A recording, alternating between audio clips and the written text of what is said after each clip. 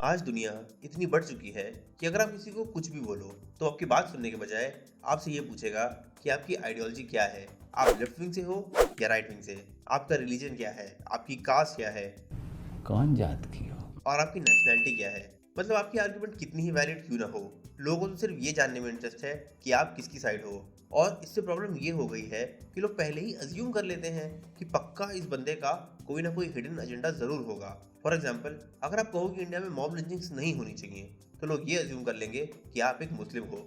अगर आपने बीजेपी को थोड़ा सा भी क्रिटिसाइज कर दिया तो ये अज्यूम करेंगे कि आप कांग्रेस के चमचे हो। अगर आपने रिजर्वेशन के सपोर्ट में कुछ बोला तो ये अज्यूम करेंगे कि आप एससी या एसटी से हो। कुल मिलाकर आज की डेट में किसी से एक लॉजिकल डिबेट करना बहुत मुश्किल हो गया है, क्योंकि जैसे ही आपने कुछ भी बोला वैसे ही आपको एक कैटेगरी में डाल दिया जाएगा और आपकी वैलिड आर्गुमेंट्स को इग्नोर कर दिया जाएगा।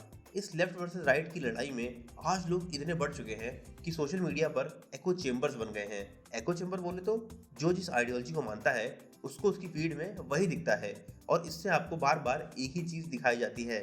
और क्योंकि सोशल मीडिया पर ग्रुप्स भी बने होते हैं तो जो भी उन ग्रुप्स में ऐड होता है उसकी सोच भी बिल्कुल वैसी ही होती है, फिर चाहे वो लेफ्ट विंग वाला हो या राइट विंग वाला। इसीलिए आप जो भी बोलते हो आपको कोई अपोज नहीं करता और सब आपसे अग्री ही करते हैं। फिर जब आपको दूसरों से वैलिडेशन मिलता है in terms of likes and comments तो आपका बिलीफ और भी पक्का हो जाता है।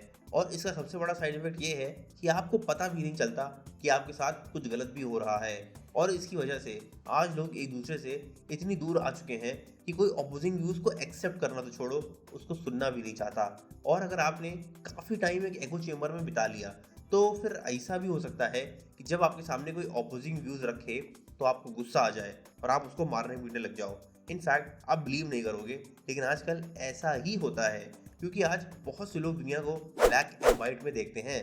तो जैसे ही कहीं पर किसी भी बात को लेकर डिस्कशन होता है तो फिर बहुत ही जल्द वो डिस्कशन एक आर्ग्यूमेंट में बदल जाता है, क्योंकि मुद्दा अगर लेफ्ट विंग वाले के अगेंस्ट है तो फिर उसको गुस्सा आ जाएगा।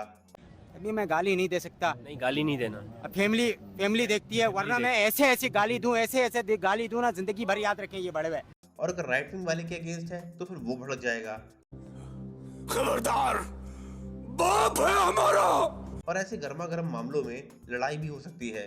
और कितनी बार ऐसा हो भी चुका है कि सोशल मीडिया पर कोई कुछ पोस्ट करता है और फिर थोड़े ही टाइम बाद बवाल हो जाता है।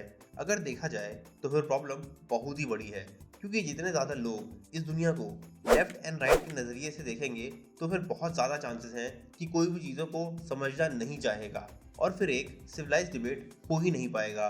और इसका एग्जाम्पल आप आज की सोसाइटी में देख भी सकते हो। जब पहले कभी रेप जैसी भयानक घटना होती थी तो लोग उसको क्रिटिसाइज करते थे और प्रोटेस्ट करते थे।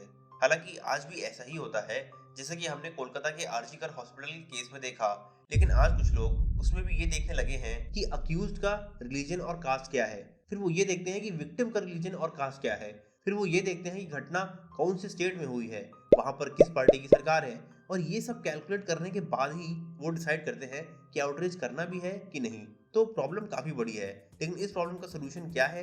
वेल, सोल्यूशन यही है कि सोशल मीडिया पर आप जो भी देखें उसको इमीडिएटली बिलीव ना करें, क्योंकि सबसे बड़ी प्रॉब्लम तो यही है कि इंडिया में जितने भी अंकल्स और आंटीज़ हैं वो जब भी कोई न्यूज़ देखते हैं तो उसको तुरंत बिलीव कर लेते हैं और मैक्सिमम केसेस में वो न्यूज़ फेक ही होती है।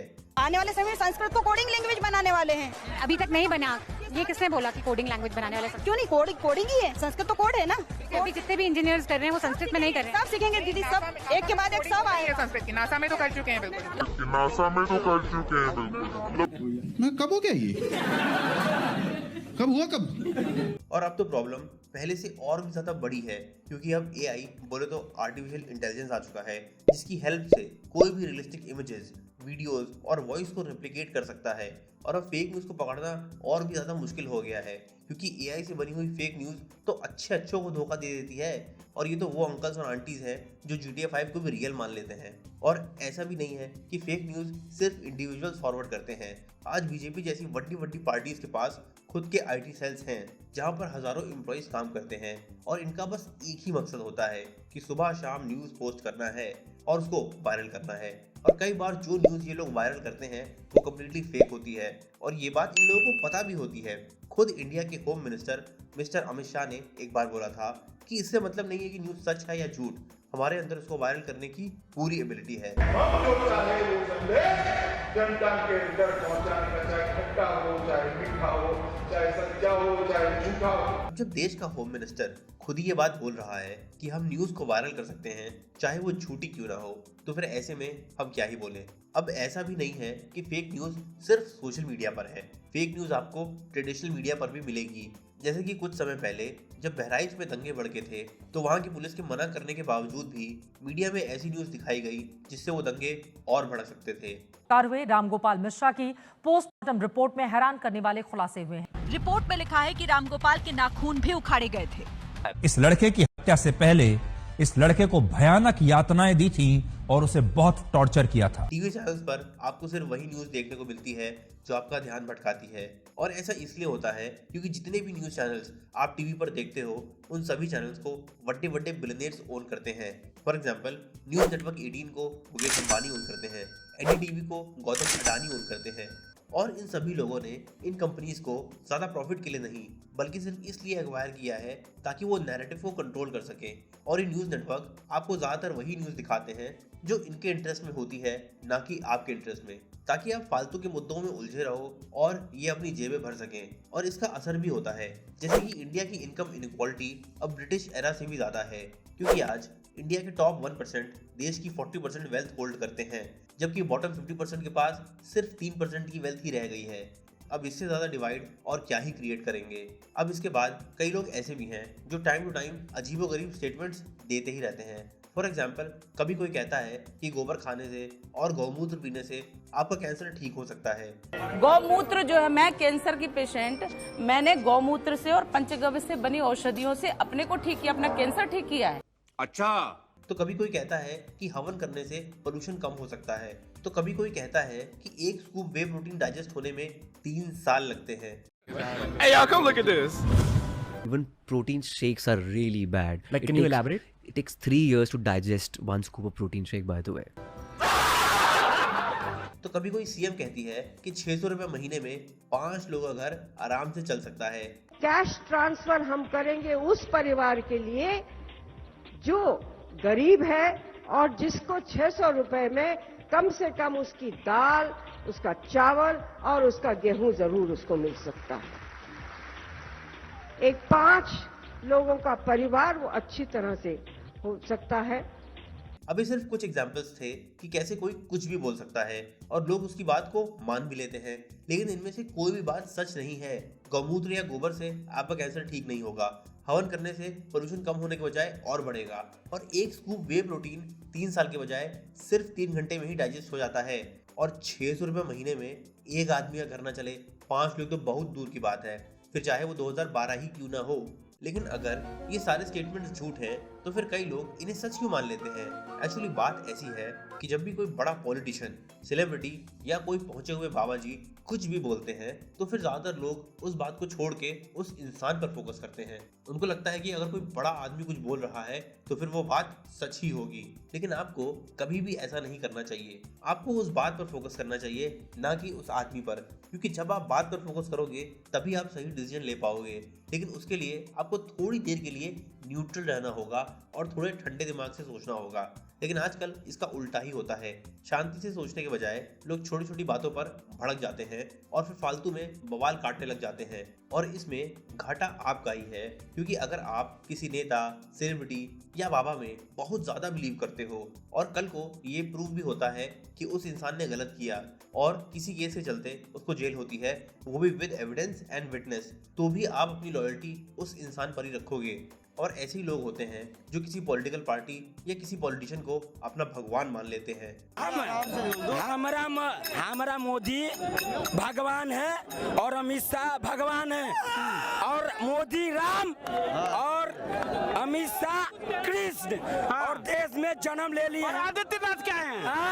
वो भी राम के अवतार हैं। और जब ये प्रूव भी हो जाता है कि उस पार्टी या उस पॉलिटिशियन ने गलत डिसीजन दिए तो भी वो उसको पूरी शिद्दत से सपोर्ट करते हैं। और ये दोनों साइड में होता है, फिर चाहे वो लेफ्ट विंग हो या फिर राइट विंग। फॉर एग्जाम्पल, कितने ही लोग ऐसे हैं जो आज भी नरेंद्र मोदी को सपोर्ट करते हैं जबकि उनके कई डिसीजंस एक कंप्लीट फेलियर रहे हैं। जैसे कि नोटबंदी, जिससे कुछ अचीव नहीं हुआ, उल्टा जो लोग मरे वो अलग।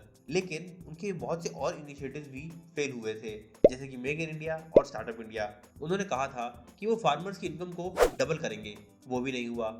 लेकिन इतना सब होने के बाद भी बहुत से लोग उन्हें फुल सपोर्ट करते हैं। और अगर देखा जाए तो ऐसा दूसरी पार्टीज के लिए भी सच है।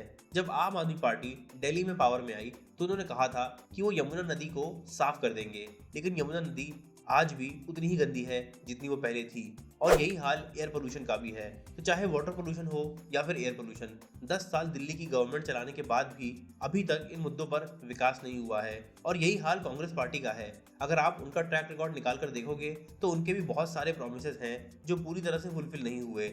और ऐसा सिर्फ इंडिया का हाल नहीं है, ये ऑलमोस्ट पूरी दुनिया का हाल है, क्योंकि लोग हमेशा किसी एक पॉलिटिकल पार्टी या नेता की साइड लेते हैं, भले ही वो पॉलिटिकल पार्टी या नेता उनके लिए कुछ ना करे। अभी यूएस में इलेक्शंस हुए थे और कुछ लोगों ने एज यूजुअल डोनाल्ड ट्रंप के लिए वोट किया। ऑल्दो वो उन लोगों के लिए कुछ नहीं करेगा जिन्होंने उसके लिए वोट किया है, लेकिन फिर भी वो उसे ही वोट करेंगे। और यही हाल डेमोक्रेट्स का भी है। बहुत से लोग डेमोक्रेट्स को हमेशा वोट करते आए हैं, लेकिन डेमोक्रेट्स कोई दूध के धुले नहीं है।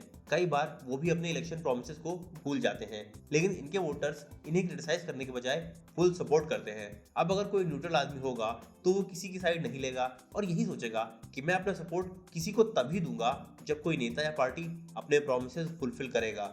लेकिन जो लोग खुद को किसी पर्टिकुलर नेता, पार्टी या फिर आइडियोलॉजी से रिलेट करते हैं तो वो खुद को लेफ्ट या राइट विंग मानने लगते हैं। तो फिर ऐसे लोगों के लिए बहुत ही मुश्किल होता है चीज़ों को न्यूट्रल होकर देखना और एक एजुकेटेड, इन्फॉर्म्ड और वाइज डिसीजन लेना। मैं आपसे यही कहूँगा कि जब भी आप कोई डिसीजन लें तो फिर हमेशा सही डिसीजन लें, फिर भले ही आपको दूसरे से अग्री ही क्यों ना करना पड़े, क्योंकि ये ज़रूरी नहीं है कि हर बार आप ही सही हो और ये भी ज़रूरी नहीं है कि हर बार सामने वाला गलत हो। तो हमें चीज़ों को लेफ्ट राइट या ब्लैक एंड वाइट में नहीं बल्कि इंसानियत के नज़रिए से देखने की ज़रूरत है, क्योंकि फिर आप एक ऐसे रिस्पॉन्सिबल सिटीजन बन जाओगे जो इमोशंस या बायस पर नहीं बल्कि फैक्ट्स एंड लॉजिक पर डिसीजंस लेगा। और जाते जाते आपको एक इमेज दिखाते जाते हैं जो उन लोगों के लिए है जो अपने आप को किसी भी पार्टी का कट्टर समर्थक बताते हैं।